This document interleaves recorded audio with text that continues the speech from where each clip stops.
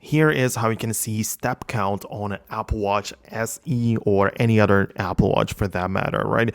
So obviously when you track your workouts and stats of this sort, you want to know the amount of steps. And the way that you need to do it is that you get inside of this app view and you essentially just go to the health circles of this like activity app. You're gonna get inside in here, right? You're gonna open it up, and the first page is like this all rings view. So you just need to scroll through it. The first ring is the move, then you have the exercise, then you have the stand goal, and when you scroll past that to almost the last page, you can see the amount of steps, distance, and flights climbed.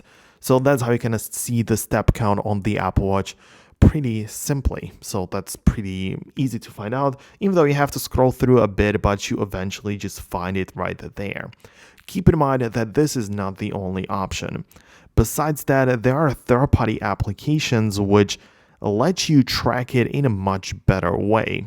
There's one called Podometer, which you can get on your iPhone as well as on the Apple Watch, and this app can put the very same information that the watch gathers into different graphs and the different visualizations and like different data modes and stuff like this, even maps and everything. So there is some benefit to getting this sort of app. Also, widgets and complications on the Apple Watch are very useful from this particular app. Obviously, I'm not like affiliated with them in any way, and there are different apps which get the same job done, but you can see that there is an app for the watch, and you can also add it as a complication next to your watch face.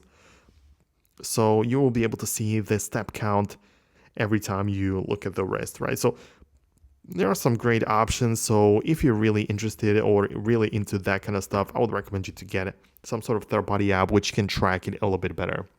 So that's it. That's all I wanted to say. I hope you found this video informative. Let me know in the comments if you actually use this kind of features and everything. So let me know about that.